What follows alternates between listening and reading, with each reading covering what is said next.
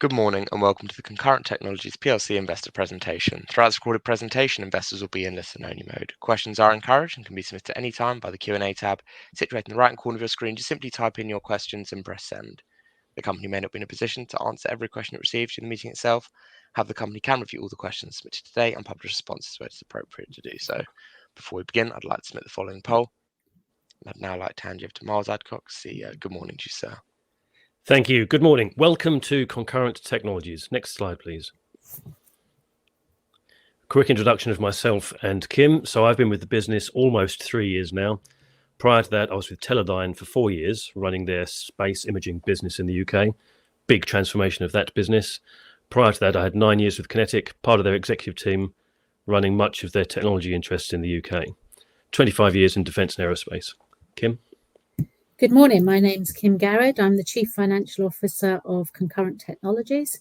I've actually been with the business 2 years today. Prior to that, I was with Kinetic and its predecessor organisations in the finance area, and with my last role being the Finance Director of the International Business. Thank you. Next slide, please. So Concurrent Technologies designs and manufactures in our factory in Colchester in England, designs and manufactures high-end, high-performance computer products for use with many of the world's largest OEMs, original equipment manufacturers, typically large defence prime contractors. Next, please. So draw your eye to the left-hand side of this chart. What we have done since 1985 is make single-board computers. In 1985, Intel launched the 386 chip. You might remember that. That 386 chip had 132 pins on it. And back then, we designed a printed circuit board to connect 132 pins to all of the other components that would turn that processor into a fully functioning embedded computer, which then plugs into somebody else's system and sits alongside other cards that do other things in that system. Roll forward almost 4 decades, and that's what we do today, except now the latest Intel chips have more than 2,000 pins on them.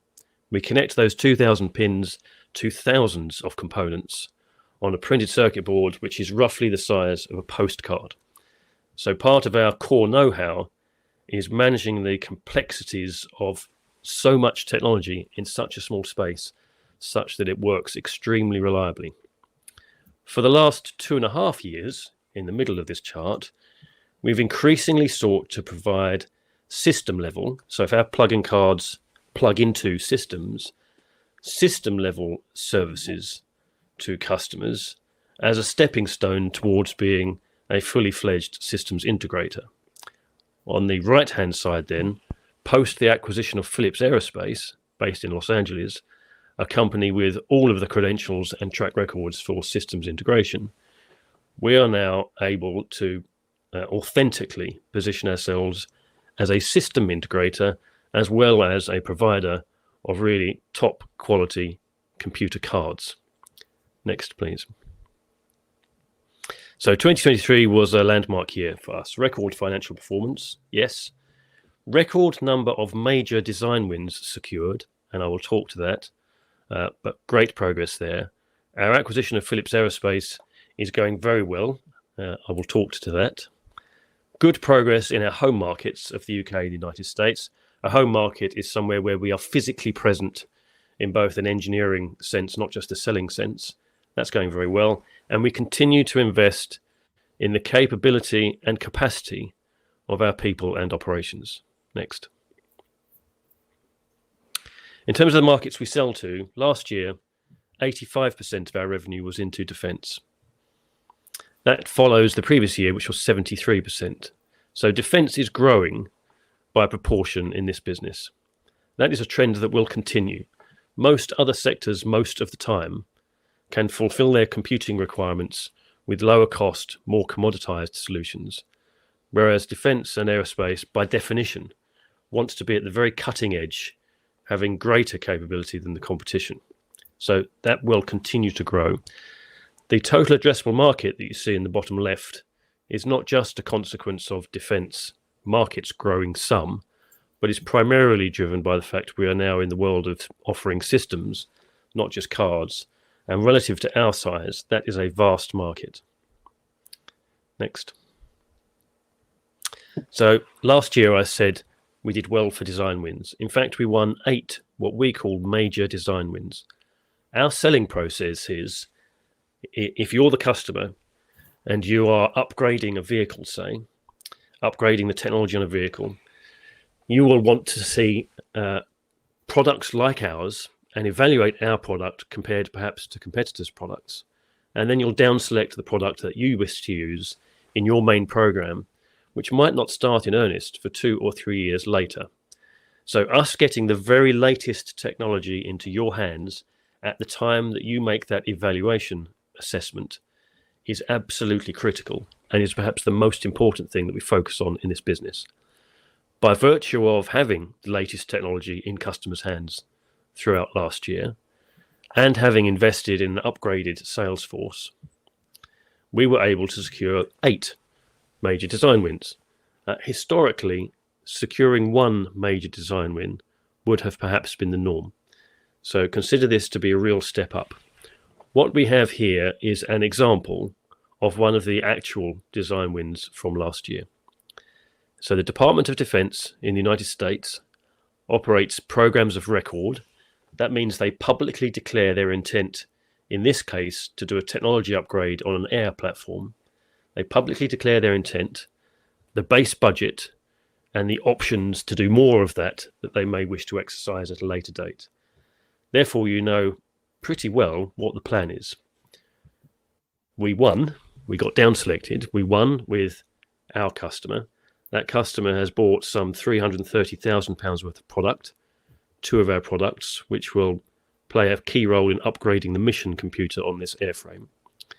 And we can be pretty confident that from 26 onwards, year on year on year, for a number of years, we should be in receipt of between $2 and $5 million, depending on the options the customer takes, $2 and $5 million of purchase orders for our product. That clearly represents a healthy lifetime value for that one opportunity. What we've declared is that those 8 design wins, conservatively, and it's appropriate to be conservatively equate to £100 million lifetime value. Our intent this year is to do at least as well. So should that be the case, and should that be the case in an enduring sense, you can see that you get a layering effect on the benefit of these major design wins, albeit it doesn't start for 2 or 3 years after you secure that design win. To be clear, we don't have contracts for this work. We know we're designed in. Customers likely place contracts on an annualized basis as they require the product. Next, please. Good morning. So over to the FY23 financial results. So a couple to pull out of this slide here. So revenue 31.7 million, the best year the company's ever had by far. So against last year, that's a 73% increase. And against its best year ever, which was 2020, it's a 50% increase. Very much tailored 2 halves. So the first half was still significantly components constrained because of the components crisis across the world. And the second half was freer from components challenges and actually included an element of bow wave from backlog that we'd created during that period. An exceptional year for revenue. EBITDA 6 million. Underneath that is 3.7 million of operating profit before exceptionals of 200k. That's the best year this company's ever seen. It's about 6% higher than FY 2021, which was the higher year this company's ever had. Gross profit, 15.6 million. That's about 49.4% against 48.5% the year before. There's still an element of components issues underneath that in terms of pricing, and we believe we'll start to see that price flatten out into FY24. Next slide, please. In here is a consolidated statement of comprehensive income. Of course, you can see all our financials in the annual report that's on our website. We've talked about a few of these numbers, but one to bring out is the admin expenses, because I know everybody spots it. We're about 3 million up on cost. Most of that is in the people area, so in salaries, bonuses and commissions, and that comes from headcount, exceptional performance, and changing our commissions basis to make it much more efficient and effective for the business. So it has a one-off charge in there, about 300k. Next, please. This is a 5-year performance view of the company with some of the key metrics. We've talked about revenue. Order intake is 28.2 million, which looks a bit lower than some of the previous years. That's a good number. However, we had a handful of opportunities that slipped across into 2024. None of them lost. It's just timing in the defence sector. Next, please. So cash flow. We're very keen to show people how we're managing our cash. We went through FY 2022 was quite a tough year with cash because of the components challenges. We were limited on revenue that we could get outside the factory door. And also we made a conscious decision to continue investing in this business so that we were absolutely ready for the potential growth that this business could have. As you can see there in FY 2023, we returned to being cash generative. There's a few key points to note in here. So stock, we did invest a bit more in stock. That was driven very much by the components challenges still, but also we did a one-off end-of-life purchase of components that bought us about 5 years worth. This component's used on practically every single one of our boards, and therefore we wanted to be in control of when we designed that component out across the boards. You'll see that it also in trade payables. That's because even though we bought these components at the beginning of the second half of last year, there was a fantastic payment profile, which meant we didn't need to pay for it until April. That's now cleared off our books. Trade receivables, that's solely down to timing. We had quite a good second half of the year, and especially the fourth quarter. Nothing problematic underneath there. Thank you. Next slide. So in terms of where we sell, a couple of trends here. So the UK and the US will grow. You'll see in our annual report that actually Germany was our second biggest country last year. So doing very well in Europe and specifically in Germany. The design wins I talked about are all in the United States. So we will certainly see the US grow by proportion quite significantly. In the UK, we typically win, historically, around £1 million of work a year. Last year, we took more than £5 million order intake in the UK. This is a consequence of hiring people that really understand the ecosystems of defence in both the UK and the United States. Really important that we have that. In terms of customer concentration, we're seeing the top 10 customers represent a little less of the total overall revenue. And we're also seeing the top 10 customers much more uniform in terms of being a similar size. So I remember 2.5, 3 years ago, a very common question was, how will you protect yourselves from the dependency you have on your single largest customer, which was a customer worth around £2.5 to £3 million per annum to us? To which the answer is secure more larger customers regularly and assume that every year one or two might drop out. Indeed, that's what's happened. That customer does not feature in our top 10 list, despite having been there for a number of years. They're a communications customer and they're seeing a slowdown in their end market. So that's our customer concentration. Next. So this is a little wordy, but these 4 pillars absolutely reflect the strategic objectives that we set ourselves within the business. Every person and every team has objectives that relate to these 4 pillars. First and foremost, on the left, is getting new technology in the hands of customers as quickly as possible.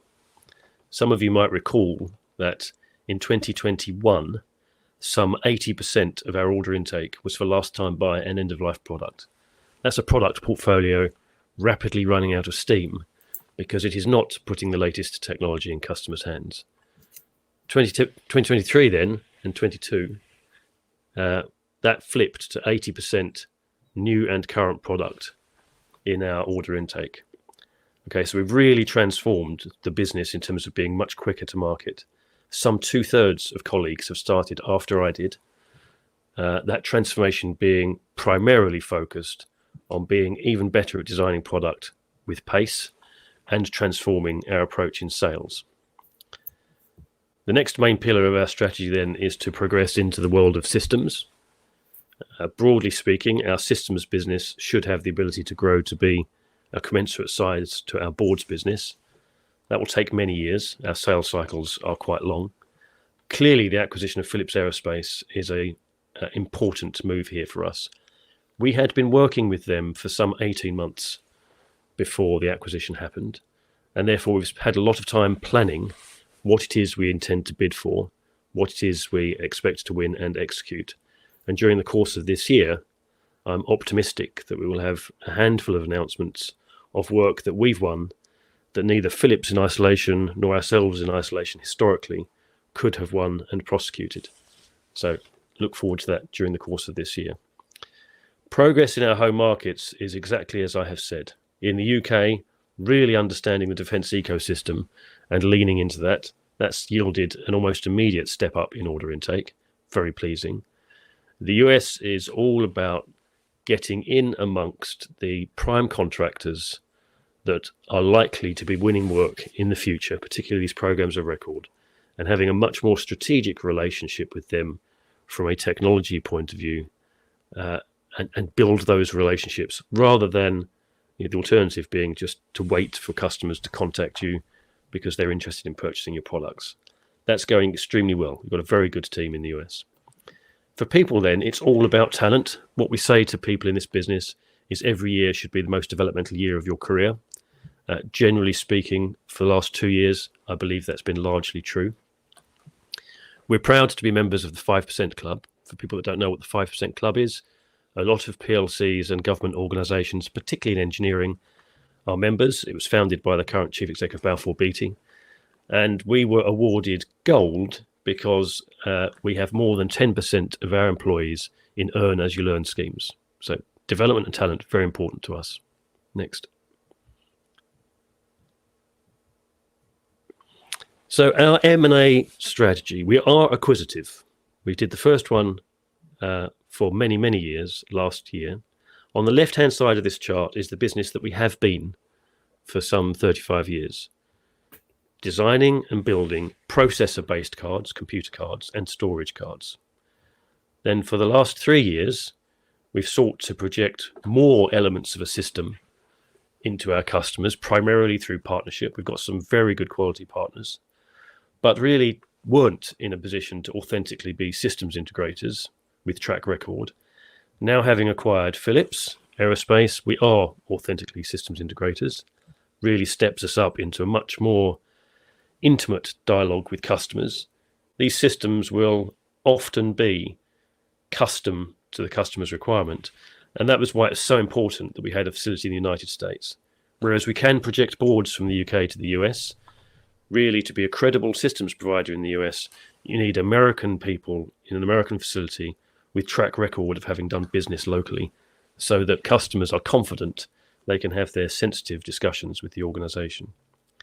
Any acquisition we do in the future then will clearly fit into this systems logic diagram, whether it's an element shown at this level or whether it's some cross-cutting system level capability like heat management or security software or whatever. But we're in no hurry to do the next acquisition. It's really important that we take the time to deliver the benefit, the value creating that we know will come from having acquired Philips Aerospace. Next. So we have a number of growth initiatives, some of which are listed here. Whether it's getting technology to market more quickly, whether it's having partners through whom we can project more capability into our customers, whether it's better relationships with prime contractors, and indeed whether it's acquiring other businesses. These are no longer just items of intent. These are things that we now have demonstrable track record in, delivered quite strongly over the last 24 months. So we're really proud of that progress. These things really matter to us. Next. In summary then, last year, 2023, very strong year. Optimistic that we've got the momentum coming into 2024 in terms of both customer demand and operational capacity to continue to grow the business. My discussion earlier on design wins should give a sense of confidence that in the medium term, say 26 onwards, we should see a real step up in what this business is capable of. Clearly, we're in the thick of capacity planning so that we can seize that opportunity as it crystallizes over the coming months and years. So reasons to be optimistic, albeit hard work ahead, but we're in great shape. Thank you. That ends the presentation. Perfect. Miles, Kim, thank you very much for the presentation. Ladies and gentlemen, please do continue to submit your questions just by using the Q&A tab, which is situated on the top right-hand corner of your screen. We have received a number of questions, both pre-submitted and live, and I want to start off the Q&A session with this one here, which reads as follows. Could you please update us on your negotiations for a debt facility? Yes, absolutely. So that is at a really early stage. We have no immediate need for a debt facility, so I'm taking it very slowly in terms of that conversations. They have started and we will work towards putting something in place. Perfect. Thank you very much, Kim. Kim, the next question is also addressed to you and says, Kim, the results have come out 2 months earlier than last year.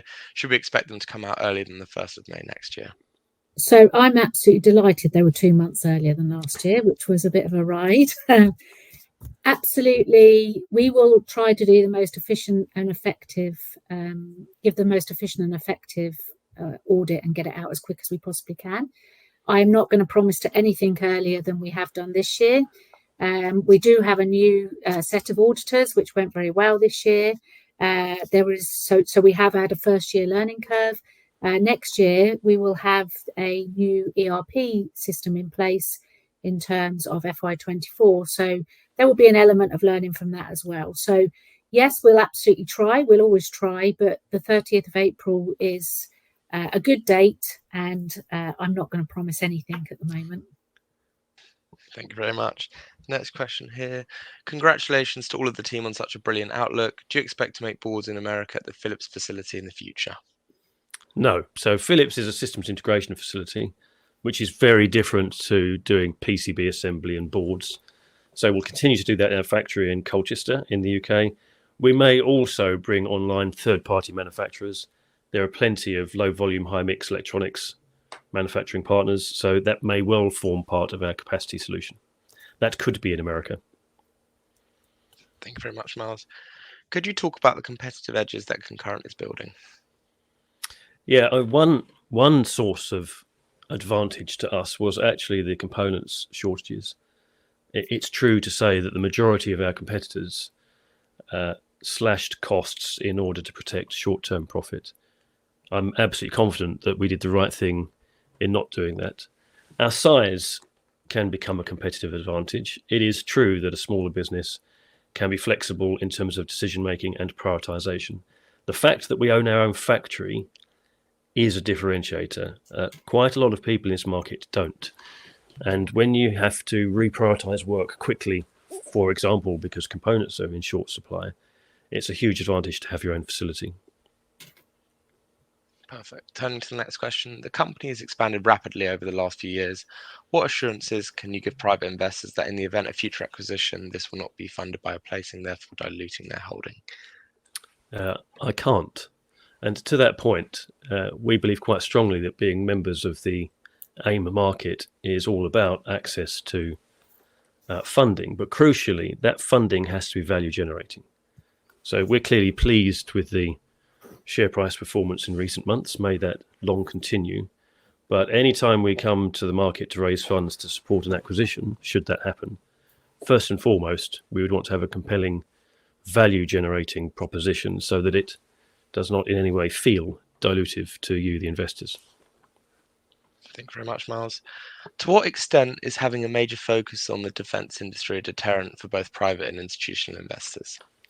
I've not yet had anybody raise it as a negative point. That isn't to say it is an issue for some people who may not be current holders, or maybe even for some current holders, but it hasn't thus far featured as a negative topic at all in any of the meetings that I've had. So I'm optimistic that it's not really an issue for the majority of investors. Perfect. The next question here. Please can you discuss the decision-making process to reinstate a dividend after only relatively recently sought funding through a placing? Yeah, that's we communicated a policy of paying dividend out of in-year cash and profit. Last year was clearly profitable and cash generative. Now, the dividend in an absolute sense and relative sense is set at a much lower level than previous years, albeit there was none the year before, with 4 to 5 times cover. Clearly, our range of investors have very different views, including quite a lot of people at both extremes. So we sought to propose, and it's a proposal, propose a dividend that was least confrontational to as many of our current holders as possible. Perfect. Next question here. Given a year-end cash balance of 11.12 million, was a capital raise of 6.8 million necessary? So yes, it absolutely was. It was all about timing. So we had been in conversation with Philips Aerospace for a long time.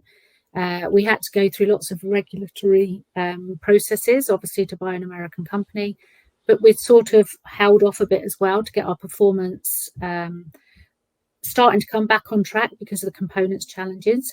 Cash was at a really low position in the middle of FY23 and before that. So we really did, in terms of timing and making this acquisition, we didn't have enough money to do both that and have enough working capital.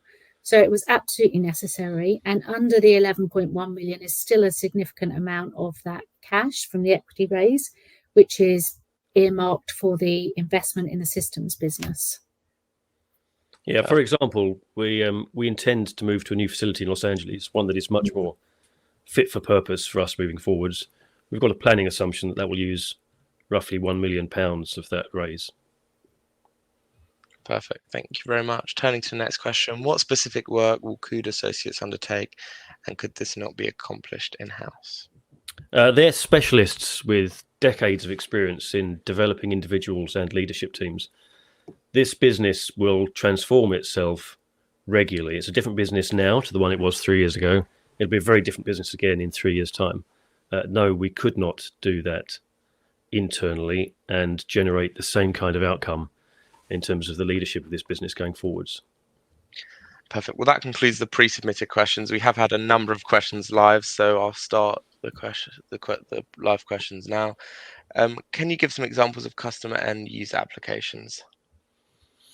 Yeah, so the design win that I shared earlier was for a mission computer in an aircraft.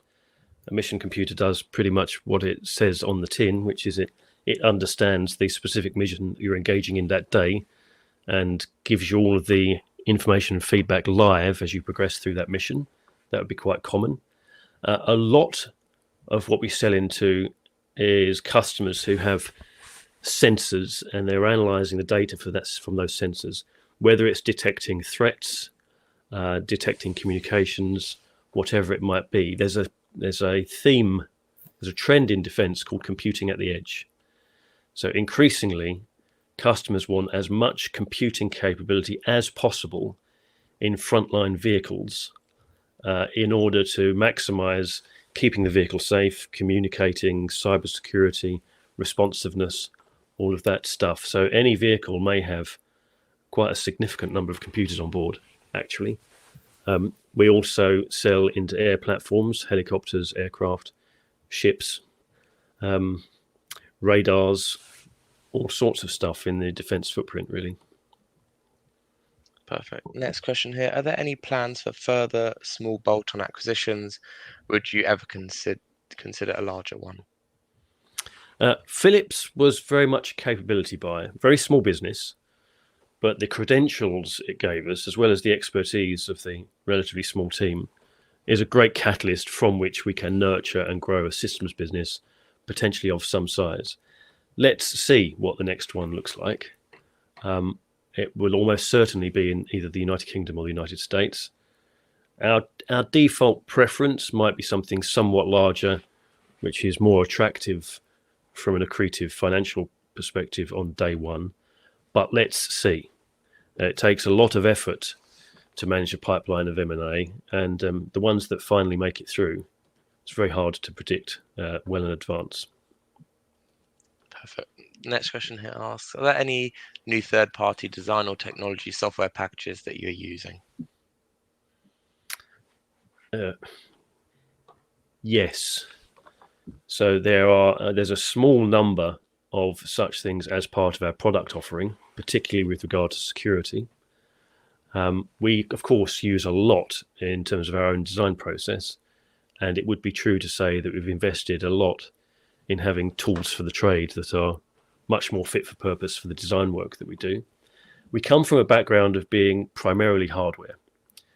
So, for us, growing a software team, which is what we are doing for managing BIOS and security and other things, is relatively new and something that we are looking to expand going forward.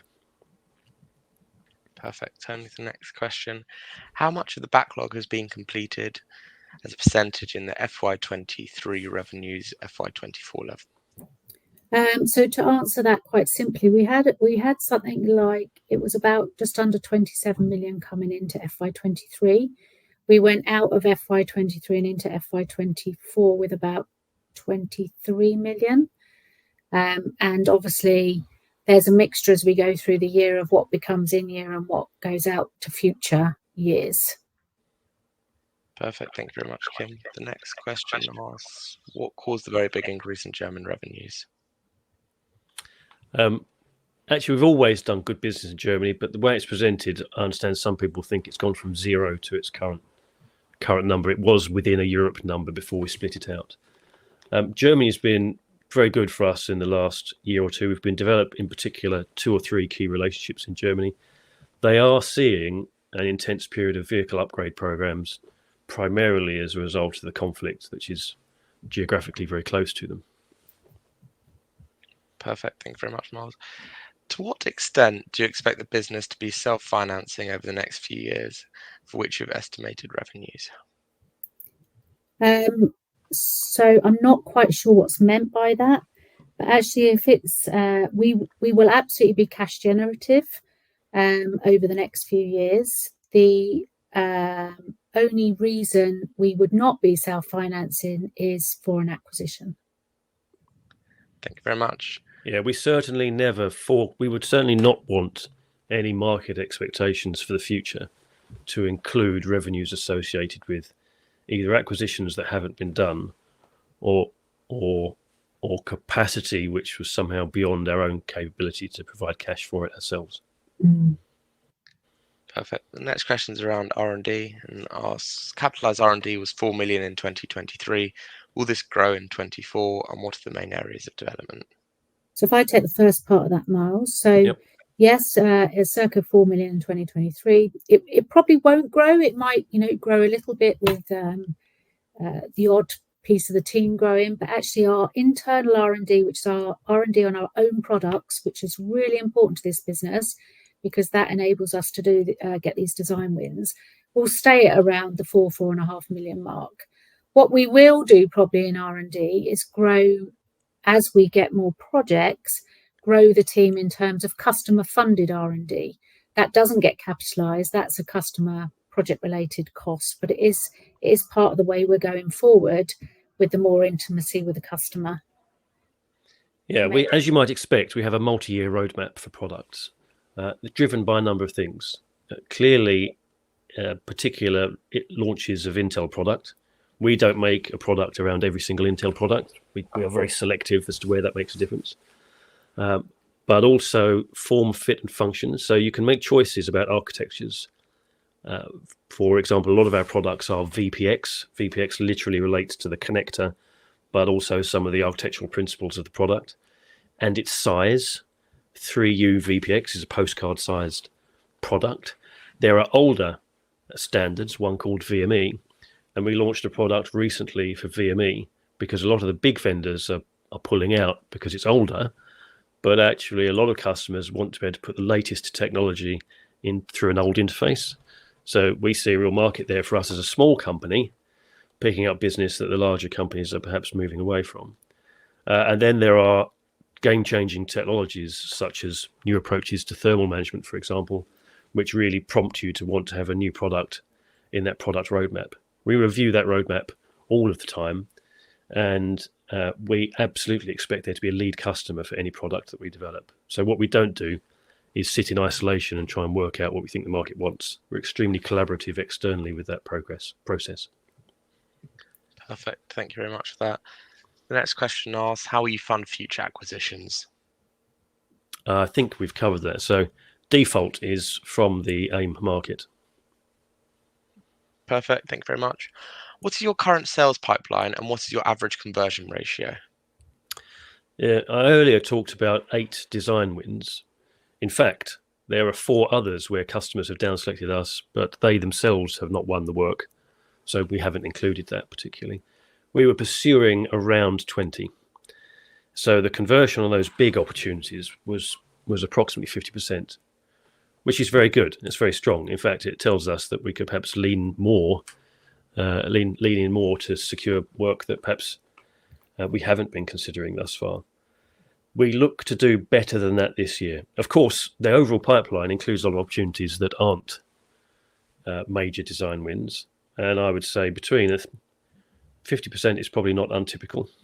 By the time an opportunity makes its way through a particular level of maturity in our pipeline, then 50% is a reasonable assumption. Perfect. Thank you very much. That's great.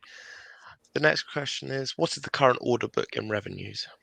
So I think we touched on this a bit earlier, but actually we've come into FY24 with circa 23 million of contracted backlog.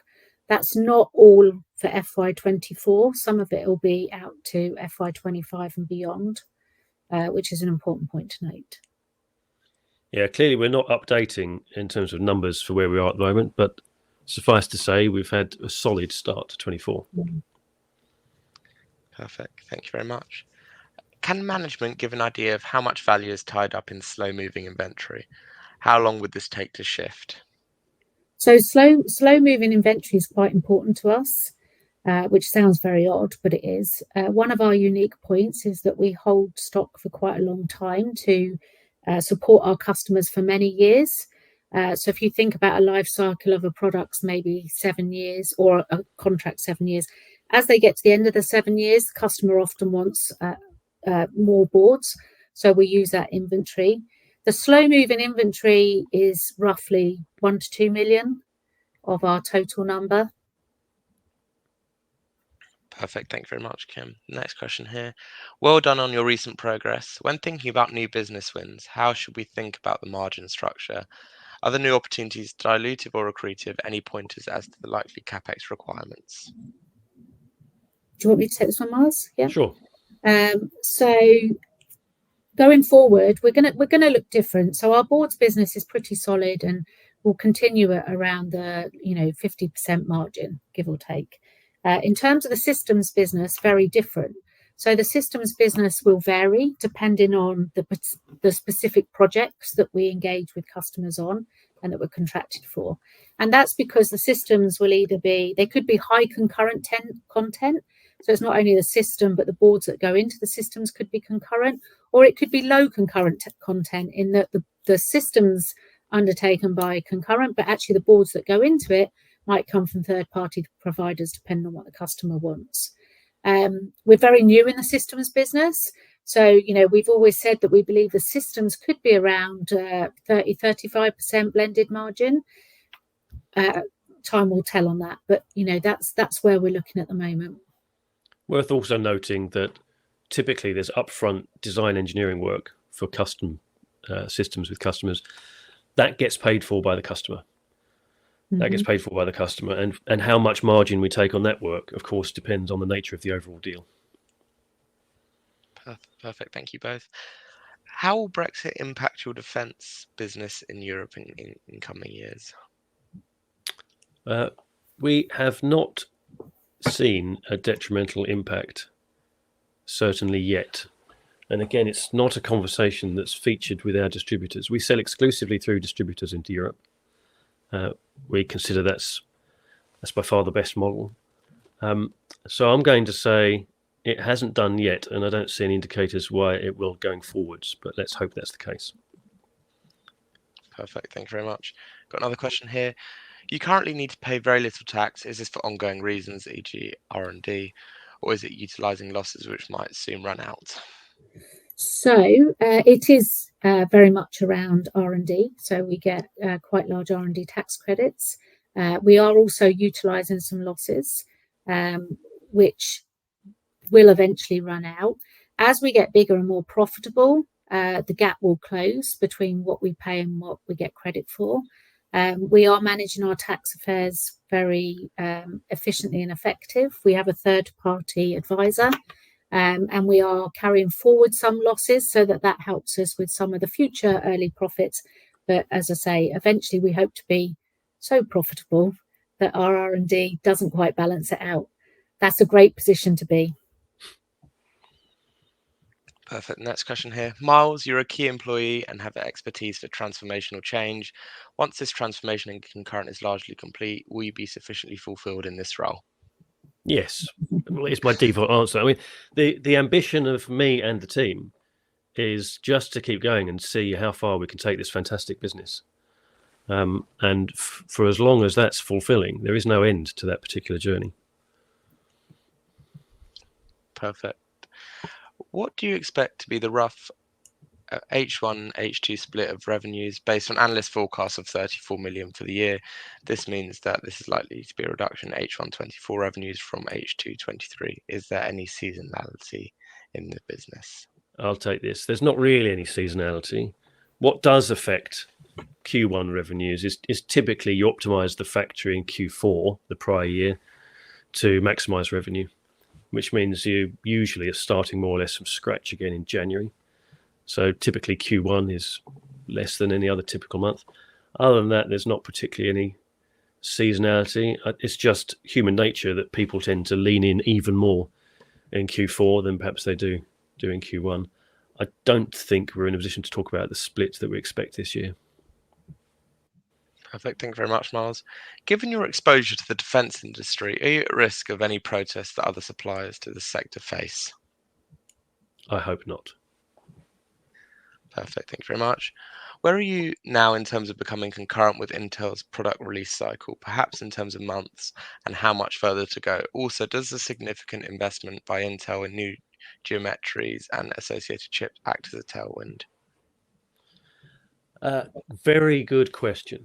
So for the Intel products that we choose to build our own products around, we are within days typically concurrent with announcing our products at the same time as Intel announces theirs. That's not the same thing as having a product finished and ready. So therefore it's incumbent on us to make sure the gap between announcing and actually having product in customers' hands is not too long. And so far, as testimony to our design wins, we're doing quite well at that. Now, the end-to-end process of designing and getting a board that is functional and working and fully qualified is quite long. It's many, many months. It's the thick end of a year for sure. There are some very long poles in the tent there. For example, manufacturing the first off very complex PCBs can take many weeks. Clearly, if the first time you assemble that board around that PCB, you find there's some minor error in the design or some improvement that's necessary, then albeit it's a minor change to make in design, it can cost you another many, many weeks during the initial PCB manufacturing process. So there will be a limit to how good we can get it. The final thing I'd say there is it's largely significantly a new team. We've got a number of long-term experts in the business in that team, but lots of new people who've joined the business. 2/3 people joined since I did. So it takes 2 or 3 cycles of working together to design products to get really flying. So we're mid-flight. We're mid-flight on where we would like to get to, but I think the evidence is that the market is responding well to the progress that we have made. Perfect. Thank you very much. Just got a couple of questions left. Please comment on your capitalization and amortization of R&D. Should we expect cash from ops to significantly lag reported profitability? So capitalization of R&D is very much around the development of the products and not the early stage research. It's all about the development. We look at our investment cases very carefully. There is always a bit of a lag in cash because obviously development takes place, we haven't sold much product. There is some sale of product as we get towards end of developments in terms of early stage evaluation boards that might not have the full capability on them. So we do receive some cash early on. In terms of amortization, we work on a 7-year amortization policy, which is very much in line with a lot of our design win projects are going forward contracted work, and that's been looked at quite heavily by the auditors, our new auditors. What was the second half of the question? Sorry. Capitalisation, amortization, and you said something else. One moment. Let me just get that for you.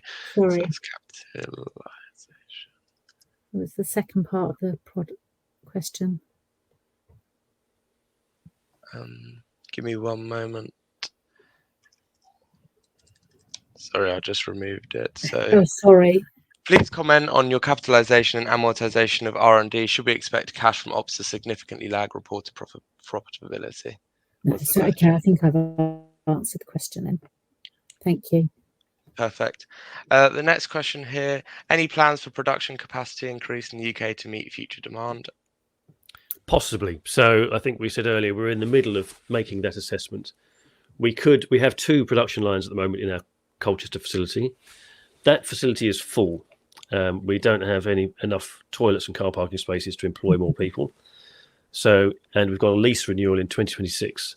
So we need to decide how big we want our internal capacity to be versus how much do we want to lean on third-party manufacturers. We're right in the middle of that assessment at the moment. I'm not concerned about it. There's a series of good options, but we will have a specific answer to that within months. Perfect. Can you give examples of AI use in product development, please? AI use in product development. We are not using AI in earnest during product development. Some of the individual engineers, I'm sure, are utilizing some AI tools as part of what they do, but AI does not yet feature prominently in what we do as a business. Perfect. Sorry, we just had a few more that have come in. Are you involved in military drone work? Our products are physically quite large and demanding typically of quite a lot of power. So anytime we are in an unmanned aerial vehicle, it would be quite a large one. Perfect. And the final question, if you do come to the market for further funds, will retail investors be given the option to be included in the fundraise? Yes, absolutely. And the opportunity for retail to be involved heavily in the last fundraise was significantly constrained by the requirements of 1 or 2 of the much larger institutions at that time, given it was a relatively small raise. One would be hopeful the opportunity would be greater next time. Perfect. Miles, Kim, thank you very much for answering all of those questions from investors. And of course, the company can review all the questions submitted today and will publish those responses on the Investor Meet Company platform. But just before redirecting investors, provide you with their feedback, which I know is particularly important to you both. Miles, could I just ask you for a few closing comments? Yeah, just to say thank you to everybody that's taken the time to be with us today, and thank you for your interest in the company. It really matters, and thank you very much for the questions. They were interesting to consider. Thank you. Perfect. Miles, Kim, thank you very much for updating investors today. Could I please ask investors not to close the session, as you'll now be automatically redirected to provide your feedback in order that the management team can better understand your views and expectations. This will only take a few moments to complete, but I'm sure will be greatly valued by the company. On behalf of the management team of Concurrent Technologies PLC, we'd like to thank you for attending today's presentation, and good morning to you all. Thank you very much. Thank you.